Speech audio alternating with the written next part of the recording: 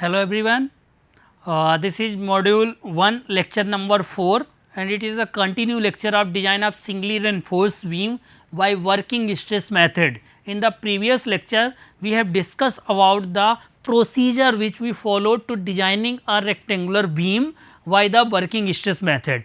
In this lecture we discuss a numerical how we solve and we design our rectangular sections beam. Okay. So, first of all introduce to myself Indresh Kumar Singh, faculty of Department of Civil Engineering BBD NIIT Lucknow. Okay. So, this is your subject name, this is a design of concrete structures and your AKTU code KC is 601. Okay. Module 1 lecture number 4, in this lecture we have discussed about the numerical and one condition, that is the over reinforced section. We have discussed in the previous class कि there are the 3 conditions whenever we designing a singly reinforced or doubly reinforced beam. Means this is the valence section. In the valence section the compressive characteristic stresses of the concrete and the tensile stresses in the steel both are reached at the same time, means the yielding stress at the same time. Then there is a valence section. Okay. In that section we have put the C equal to T, but in the under reinforced section we provided less area of reinforced section which is required for the valence section. Okay. In that concrete does not reach their compressive characteristic strength, but still reach their the yield points. That is why that is known as the under reinforced section. But in the over reinforced section, in this section one of which the tensile reinforced steel area is more than required for the valence section.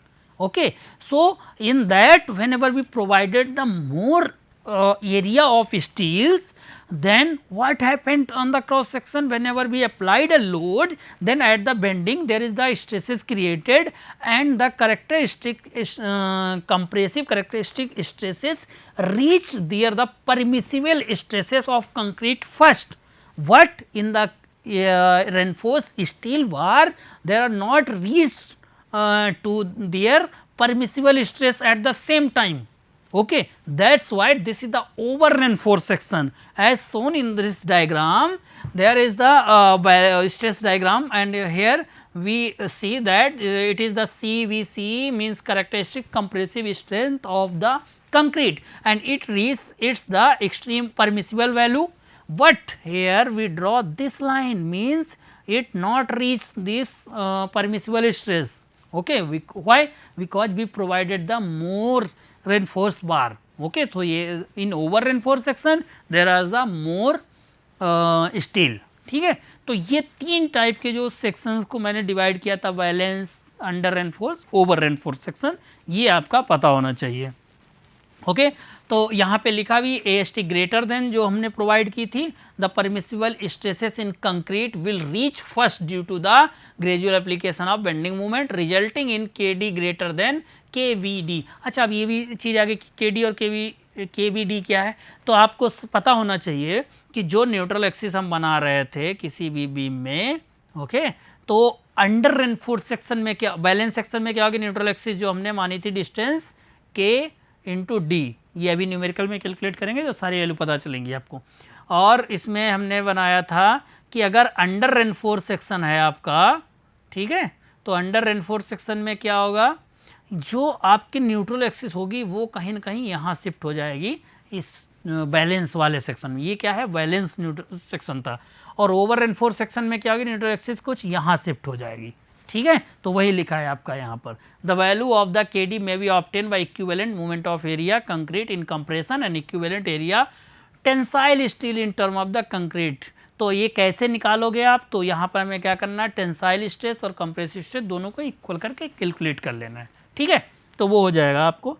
तो ये आप समझ लीजिए movement का formula हमने निकाला था 1/2 CVC KJ BD square. अब देखिए पहले हमने जब बैलेंस सेक्शन में निकाला था तो वहाँ FCVC रख दिया था, तो वो क्यों रखा था, इसीलिए क्योंकि देखिए ये हमारा CVC क्या है, परमिसिबल उसकी करेक्टरिस्टिक कंप्रेसिव स्ट्रेंथ है, तो इसको तो गेन कर लेगी, तो हम कंप्रेशन वाले को रखेंगे, तो ये 1/2 sigma KJ, where K is the constant, J is the constant, तो J क्या होता है 1 - K/3, ठीक है, ये निकल कर आ जाएगा VD डायमेंशन। तो ये मूवमेंट का फार्मूला है जो रेजिस्टिंग मूवमेंट होगा, मूवमेंट ऑफ रेजिस्टेंस, ठीक है। तो आप अब समझ गए हैं कि सिंगली रेनफोर्स सेक्शन जो रहेगा रेक्टेंगुलर बीम से क्रॉस सेक्शन के लिए, उसमें जब लोड अप्लाई करेंगे बाई वर्किंग स्ट्रेस मेथड, अगर मैं उसको डिजाइन करूं तो उसमें जो हमारा एक मॉडुलर रेशियो M है उसको मैंने ले लिया एस कोड के हिसाब से 380/3 सिग्मा CVC, ठीक है। दूसरा उसका फार्मूला हो गया है ES/EC, Young's modulus of elasticity of ES steel and modulus of elasticity of concrete, उनका रेशियो उससे भी निकाल सकते हैं, ठीक है। उसके बाद मैंने देख लिया कि जो रेनफोर्स बीम सेक्शन है वो हमारा 3 कंडीशन में हो सकता है on the basis of the neutral axis, neutral axis that is KD हमने एज्यूम किया है इन वर्किंग स्ट्रेस मेथड, ठीक है। तो वो क्या होगा कि अगर बैलेंस सेक्शन के लिए KD डिस्टेंस है तो उसमें क्या होगा हमारा कि दोनों की जो परमिसिबल स्ट्रेसेस होंगी वो सेम टाइम पे रीच करेंगे, बट दूसरी कंडीशन अंडर रेनफोर्स हुआ, अंडर रेनफोर्स में हुआ कि जो स्टील की एरिया जो क्रॉस सेक्शन प्रोवाइड कर रहे हैं वो कम प्रोवाइड करा रहे हैं, इसका मतलब ये हुआ कि स्टील में परमिसिबल पहले पहुंच जाएगी और कंक्रीट की हमें एक्सट्रीम तक की नहीं मिल पाएगी परमिसिबल स्ट्रेंथ, ठीक है, स्ट्रेस, तो वो हमारा होगा अंडर रेनफोर्स। इसमें क्या होता है neutral axis shifted in the concrete section. Over reinforce section में क्या होगा कि हमारा KD जो होगा जो बैलेंस सेक्शन के लिए था वो उससे ज़्यादा हो जाएगी नई वैल्यू, तो उसमें क्या होगा कि एरिया ऑफ रेनफोर्स सेक्शन की ज़्यादा प्रोवाइड करा देते हैं। इसका मतलब होगा कि कंक्रीट तो अपनी परमिसिबल स्ट्रेस तक पहुंच गया लेकिन एरिया ऑफ रेनफोर्स ज़्यादा है तो वो नहीं अभी पहुंच पाएगा और इसमें उसका यूज नहीं हो पाएगा, तो ये होते हैं ओवर रेनफोर्स सेक्शन, ठीक है। ये 3 कंडीशन आपको बताइए वर्किंग स्ट्रेस मेथड में सिंगली रेनफोर्स बीम में। अब बात आई है कि जो डिजाइन के लिए फार्मूला बताए थे मूवमेंट ऑफ जितना अप्लाई कर रहे थे उतने मूवमेंट ऑफ रेजिस्टिंग जो जनरेट होगा उसका फार्मूला बताए थे 1/2 छोड़िए सीधे याद रखिए RVD स्क्वायर, वेयर R क्या है 1/2 सिग्मा CVC इंटू JK, ठीक है। K क्या है कांस्टेंट है, J क्या कांस्टेंट है, जब हमें मिल जाएगा तो K इक्वल टू हम लिख देंगे 1 - आपका जो K/3, ठीक है। तो अब क्या करना है हमको कि ये देखना है कि सिंगली रेनफोर्स प्रॉब्लम्स जो डिजाइन करेंगे वो कितने टाइप से बन सकती हैं। तो आपके सिलेबस में जो बन सकती हैं वो सबसे पहला जो क्वेश्चन आपका आ सकता है वो हो सकता है आपका टाइप 1 में, to determine movement of resistance for the given cross section and W bit. मतलब आपको डायरेक्ट कोई बीम दे दी गई और उसका मूवमेंट ऑफ रेजिस्टेंस कैलकुलेट करना, ये पहली टाइप की प्रॉब्लम होगी।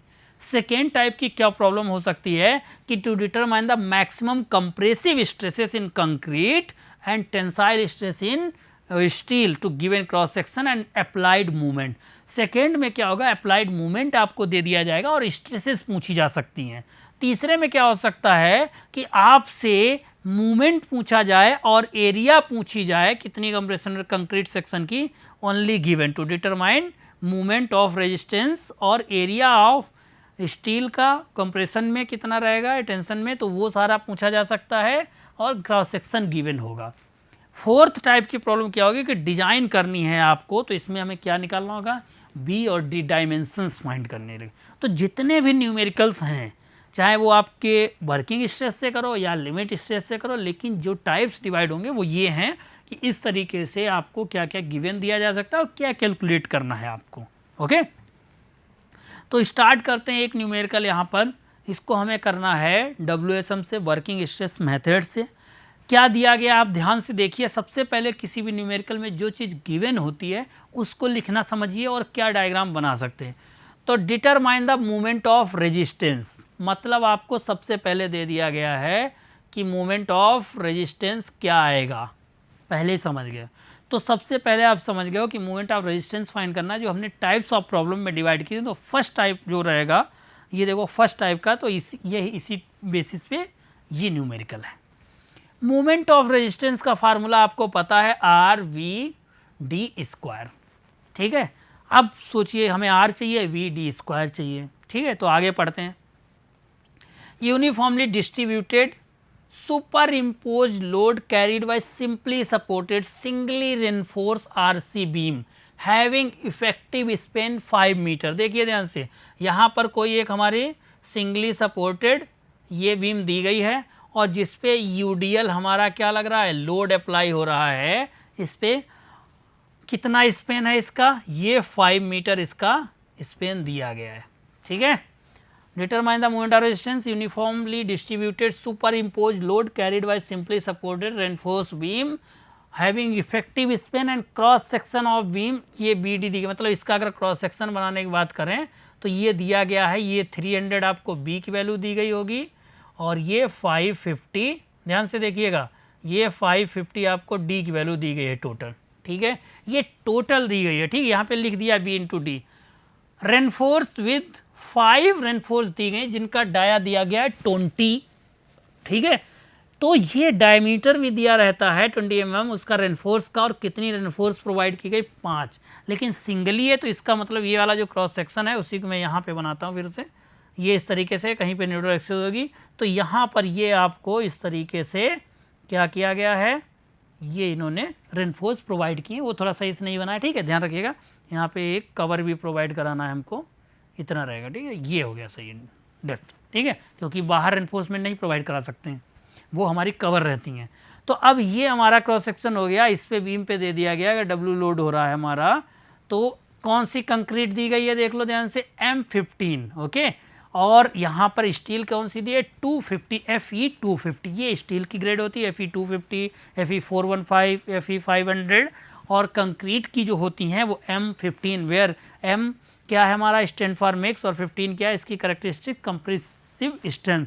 परमिसिबल स्ट्रेंथ इसकी क्या हो जाएगी M15 के लिए, ये हो जाएगी आपकी 5 न्यूटन पर mm स्क्वायर, ठीक है। ये कैलकुलेट करते हैं, बताते हैं कैसे। अब इसमें हमें ये मूवमेंट निकालना है, वी डी स्क्वायर दिया है, आर की वैल्यू फाइंड करनी है, ये क्वेश्चन हमारा है सिंपल सा।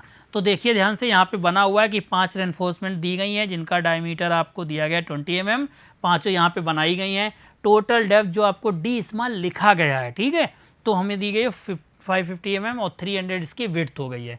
तो हमने क्या किया, इसका सबसे पहले एक स्ट्रेस डायग्राम बना लिया है। हमको पता है स्ट्रेस डायग्राम कि इसकी परमिसिबल स्ट्रेस जो होगी वो CVC हो जाएगी, सिग्मा CVC, और वो कितनी होती है 5 न्यूटन पर mm स्क्वायर। ये देखिए मैंने बताया किसके लिए है, ये हमारी है M15 के लिए, ध्यान रखिएगा, ये टेबल में दी है कोड में।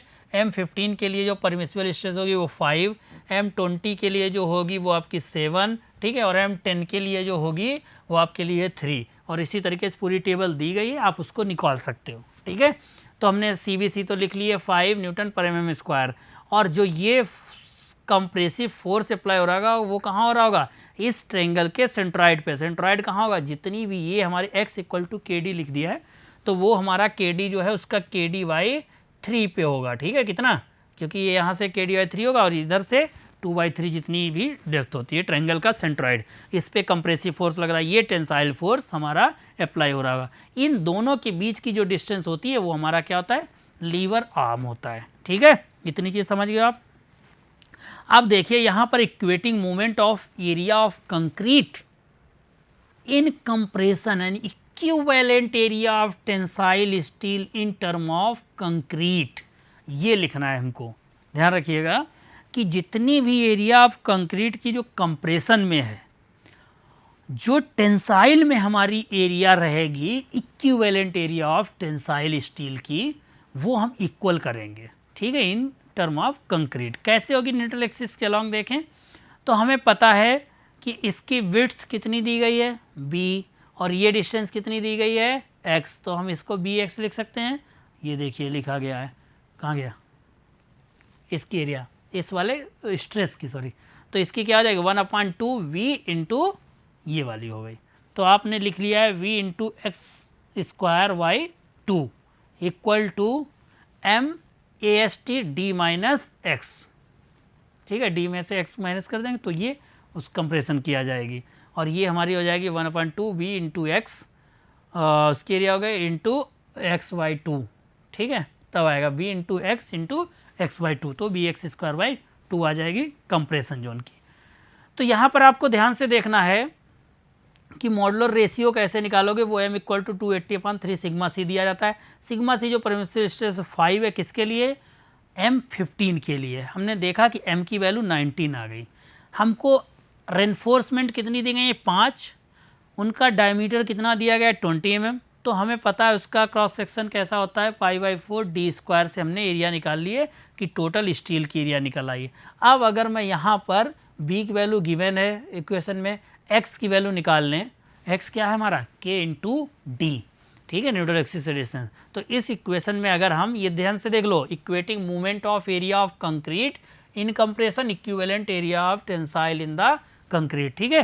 जिसके ना समझ में आए वो ये इस बात को समझ लो, ध्यान से बता दे रहे हैं।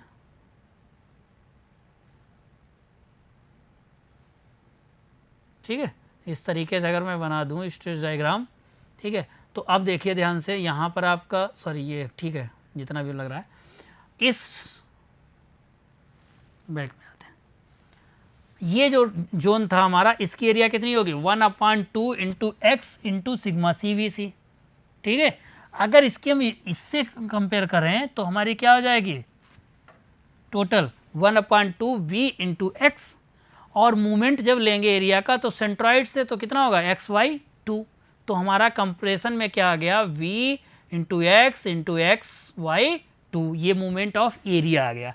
अब कह रहे हैं टेंशन जोन में आइए, तो टेंशन जोन में क्या हो जाएगा हमारा, जितनी भी एरिया AST दी गई है किसकी, आपकी जितनी भी रेनफोर्स प्रोवाइड करा है हमने न्यूमेरिकल में, ठीक है, वो वाली एरिया। और क्या रखना है हमको, ये इक्विवेलेंट जब एरिया ऑफ कंक्रीट की जाएगी तो m फैक्टर यहाँ पर आ जाएगा। m कैसे आता है, ये आपको equivalent area of reinforce concrete के रखनी होती है, तब वहाँ पे हमें देखना पड़ता है, ठीक है। तो इक्विवेलेंट कुछ भी आएगा, चाहे स्ट्रेस हो, स्ट्रेन हो, एरिया हो, तो m फैक्टर यूज कीजिएगा। मॉडुलर जो आपका दिया गया है ये, इसको यूज करेंगे। और इनटू आपका क्या होगा, यहाँ से लेकर न्यूट्रल एक्सिस की डिस्टेंस, क्योंकि यही तो होगी डिस्टेंस परपेंडिकुलर, तो ये कितनी हो जाएगी, d - x, ठीक है। तो आपकी इक्वेशन ये वाली बन गई। इस इक्वेशन में हमें पता है v की वैल्यू, m की वैल्यू हमें पता है, कोड से दिया गया फार्मूला जिम्सन में हमने बताया था, उससे हमने निकाल लिया। यहाँ पे मॉडल्स ऑफ इलास्टिसिटी नहीं दिया है, ये ST निकाल लिया। जब वैल्यू पुट की तो यहाँ से हमने x की वैल्यू निकाल ली है, इक्वेशन बनी, x की वैल्यू आ गई 247.4।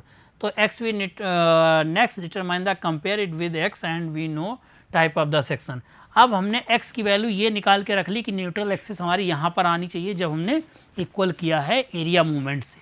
अब कह रहे हैं एक्स वी से हम डिनोट करें, एक्स वी क्या कह रहे हैं कि देखें ये डिनोट करो कि हमारा सेक्शन अंडर रेनफोर्स है या ओवर रेनफोर्स है। तो इस फार्मूले से करेंगे तो के डी इक्वल टू, ये फार्मूला भी एक रहता है आपका, के की वैल्यू जो रहेगी वो फार्मूला जो बता रहे थे वो याद रखिएगा, 1/1 plus sigma S T upon M sigma CVC। Okay, इसको और भी आपको कोड में दिया गया है, के इक्वल टू क्या होता है, m sigma CVC divide by m sigma CVC plus sigma ST, ठीक है। जिस के की बात कह रहे थे कि कहाँ से आएगा, ये आप ध्यान रखिए, कोड में दिया गया है फार्मूला आपका IS 456 2000 में। तो के डी जो हमें जूम कर रहे थे, तो के आप अगर फार्मूले से निकालोगे तो हमारा M sigma CVC upon M sigma CVC plus sigma ST से, वहाँ पे m क्या है, हमने मॉडुलर रेशियो जो आपको पता है m की वैल्यू 280/3 सिग्मा C से निकाल लेंगे।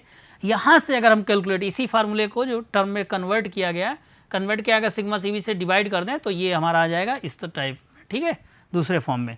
तो के डी यहाँ पर अगर हम वैल्यू सभी रख दें तो हमारी वैल्यू आ रही 0.4 D, और डेप्थ की वैल्यू हमें पता है, तो हमने जब पुट की तो हमारी 222 आई, लेस देन आ रही है जब हमने एरिया मूवमेंट से कम किया। तो इसका मतलब ये हुआ कि अगर जो हमारी डेप्थ है तो ये क्या है, कम आ रही है, जो हमारी न्यूट्रल एक्सिस की ये वाली डेप्थ है ये हमारी कम आ रही है, जो हमने के डी ए निकाला है इतनी आ रही है, ठीक है।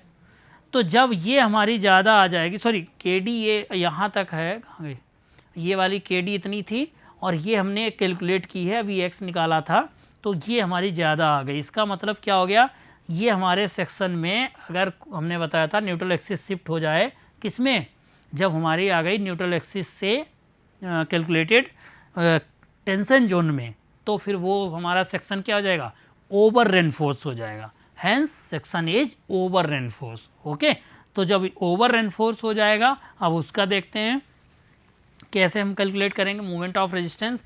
तो मूवमेंट ऑफ रेजिस्टेंस का फार्मूला होता है आर वी डी स्क्वायर। तो यहाँ पर देखिए हमने बताया था कि 1/2 sigma c b c v into x और डी माइनस एक्स वाई 3। ये क्या है, ये हमारा जो फोर्स है, शियर स्ट्रेस है, दिस इज द एरिया है, और ये क्या है, ये लीवर आर्म की डिस्टेंस है। ठीक है, तो ये मूवमेंट, अब आप चाहो तो आर वी डी स्क्वायर भी यूज कर सकते हो वहाँ से, क्योंकि एम निकाल ही चुके हो आप। ठीक है, के की वैल्यू आप फाइंड ही कर चुके हो, जे निकाल ही लोगे 1 माइनस k/3। ठीक है, ये तीनों अगर पता चल गए तो आर की वैल्यू आप निकाल सकते हो 1/2 क्या होता है, सिग्मा सी वी सी जे के। ठीक है, इससे आप आर की वैल्यू निकाल लोगे, फिर मोमेंट में आप रख दोगे आर वी डी स्क्वायर, जब उससे निकालोगे तब भी वही आ जाएगा। चाहो तो आप stress into area v into x और लीवर आर्म मल्टीप्लाई कर दीजिए, तो हमारा मूवमेंट का एक ही फार्मूला होता है, तो इसको यूज करोगे तो ये वैल्यू आपकी इतनी आ रही है। Beam is simply supported, UDL है तो सिंपली सपोर्टेड पर अगर यूडीएल हो रहा हो तो उस पर मूवमेंट कितना आता है, WL² 8 आता है। ठीक है, तो जितना मूवमेंट यहाँ पर आपने कैलकुलेट किया है वो मूवमेंट अगर मैं रख दूँ यहाँ पर, तो W5² 8 आ गया, तो कितना हमारा सेल्फ वेट आ रहा है, वो 28 किलोन्यूटन पर मीटर आ रहा है। ठीक है, ये वाला। अब इसमें हम ये सेल्फ वेट हमें अगर निकालना है तो आप इस तरीके से कर सकते हो, सेल्फ वेट निकाल सकते हो। ठीक है, सुपर इम्पोज लोड जो रहता है वही ये आ जाएगा 20। अब ये हमने देखा 0.3 इंटू 0.6 ये area of cross section of beam में मल्टीप्लाई किए हैं इसका टोटल वॉल्यूम से डेंसिटी, तो ये हमारा आ जाएगा, ये 0.6 क्या हो गया, यहाँ पर हमने 45 इफेक्टिव कवर ले लिया। तो आप देखिए यहाँ पर कि जो 555 है, अगर ये इफेक्टिव कर्व हम 45 ले लें तो फिर क्या हो जाएगा, ये 600 हो जाएगा। ठीक है, तो वो चीज़ बात की हो गई। तो आपने ये समझ लिया इस न्यूमेरिकल में कि न्यूमेरिकल में हमने क्या किया, पहले सब बना लिया, इस पर कितना लोड आपका अप्लाई हो रहा है वो आप समझ गए हो। ठीक है, यहाँ पर देख लो ध्यान से, सारे वैल्यू कैसे कैलकुलेट करते हैं सब जान जाइए, और यहाँ पर हम लोड W की वैल्यू निकाल लेंगे। सेल्फ वेट जब निकालना होता है तो वो हमारा टोटल वॉल्यूम जो डेंसिटी से मल्टीप्लाई करोगे तो हमारा आ जाएगा इतना self weight. Self super impose weight कितना आएगा, सेल्फ वेट माइनस कर दो, जैसे बीम का आ गया ना टोटल इम्पोज लोड, और बीम का दोनों का आ गया आपका इतना लोड। ठीक है, ये वाला, तो हम इसमें से सेल्फ वेट कंक्रीट का निकालेंगे। कंक्रीट का 25 उसकी डेंसिटी रख दी, टोटल वॉल्यूम रख दिया, तो हमें टोटल वेट पता चल गया यहाँ पर। तो वो वेट जब पता चल गया आपका, तो फिर हमने क्या किया, उसको माइनस कर दिया, तो जो बीम के ऊपर बचेगा वो सुपर इम्पोज हो गया, वो आपका 23 किलोन्यूटन आया। तो इस तरीके से ये तो आ गया यहाँ पे बाद की हमारी स्ट्रक्चर की जो प्रॉपर्टीज़ होती है बीम पे। ठीक है, आरसीसी का क्या किया यहाँ पर हम लोगों ने किया है, ये ध्यान रखना है। ये हमने पहला क्वेश्चन किया है किससे, वर्किंग स्ट्रेस मेथड से। अगला क्वेश्चन है calculate the maximum compressive stress, जो हमने टाइप 2 का बताया था। इसमें आपको कंप्रेसिव स्ट्रेस और टेंसाइल स्ट्रेस फाइंड करनी है, जो कि आरसी बीम में 3.6 इफेक्टिव स्पेन दिया गया है। कोई beam having the cross section area आपको B इंटू कैपिटल D दिया, देख लो वही बीम दी गई है, लेकिन यहाँ पे कैपिटल D लिख दिया, मतलब इफेक्टिव कर्व 45 लिए थे वो माइनस कर दो। विद 4 इस बार रेनफोर्स कितनी दी है, 4 दी गई है 20 mm बार की, जो ये ध्यान रखिएगा डायमीटर है। एंड क्लियर कंक्रीट कवर यहाँ पे 25 दिया, तो 45 नहीं माइनस करोगे, अगर नहीं दिया तो ले सकते, 25 दिया गया, 25 ही लेते बीम में। ठीक है, तो इसको हम यहाँ पे माइनस कर देंगे, तो हमारी D आ जाएगी effective small d। The beam is loaded with a super impose load इतना 80 किलो न्यूटन। इस बार स्मॉल W की वैल्यू आपको सुपर इम्पोज लोड जो है वो दे दिया गया, तो सेल्फ वेट निकाल के तब आप टोटल यूडीएल निकालेंगे। ठीक है, टोटल क्या होता है, सुपर इम्पोज लोड और जो उस बीम का रहेगा। ठीक है, बीम का कैसे निकालोगे ये जान लो, उसकी डेंसिटी से cross sectional area total volume और इनटू जो उसकी डेंसिटी रहेगी 25 माइनस मल्टीप्लाई कर दो। m की वैल्यू आपको दे दी गई इस बार। ठीक है, तो पहले लोड निकाल लो, mx क्या आ जाएगा, सिंपली सपोर्टेड है, यूडीएल है, WLY/8 आ गया। यहाँ पे हमने मोमेंट निकाल लिया, इक्वेट वही इक्वेशन कर दीजिएगा आप, यहाँ से वैल्यू निकल कर आ जाएगी ये इक्वेशन की। फिर हम फार्मूला ये वाला मूवमेंट का लगाएंगे। ठीक है, यहाँ मूवमेंट की वैल्यू रख दीजिए, यहाँ से आप सिग्मा CBC इतना निकाल ले रहे हो परमिसिबल, यही पूछा गया आपसे। ठीक है, उस क्रॉस सेक्शन के, और आपने अगर टेंसाइल वाला मूवमेंट रख दिया तो यहाँ से क्या निकाल लोगे, FST आपको चाहिए वो निकल के आ जाएगी। ठीक है, देख लो सिंपल सी स्टेप्स हैं। अगला एक क्वेश्चन दिया गया, determine movement of resistance and the area of steel required. तीसरे टाइप की प्रॉब्लम है कि इतनी एरिया यहाँ पर रहेगी, तो ये वही सिंपल सा एक्स के वी डी हमने मान लिया, सिग्मा सी भी हो गया, सिग्मा एस टी हो गया, आपका स्ट्रेस डायग्राम हो गया, के वी कैसे निकलता है ये फार्मूला आपको बताए हैं, इस फार्मूले का यूज कर लीजिएगा। ठीक है, यहाँ से आप एम निकाल लीजिए, जे निकाल लीजिए, आर वैल्यू निकल आएगी। ठीक है, जब रख देंगे तो मूवमेंट आप इसमें रखोगे आके, यहाँ से इतना मूवमेंट आ गया, अब AST निकाल लीजिए आप। ठीक है, सिंपल सा है। तो जितने टाइप्स की प्रॉब्लम डिवाइड की थी वो सारे टाइप की प्रॉब्लम भी इसमें डिस्कस कर ली मैंने। ये आपका था वर्किंग स्ट्रेस मेथड से। तो वर्किंग स्ट्रेस मेथड से जब आप क्वेश्चंस करेंगे वो आप जान लीजिए कैसे करने होते। सिंपल सा एक प्रोसीजर है, पूरा प्रोसीजर आपको बताएं, सब वैल्यू पुट करते जाइए, सॉल्व होते चले जाएंगे। कुछ वैल्यूज़ हैं जो कोड से आपको लिखनी पड़ेंगी, वो कोड IS 456-2000 आप पास में रखिए, उससे लिखेंगे। ठीक है, नेक्स्ट लेक्चर में हम डिस्कस करेंगे limit state method. Okay class, thank you.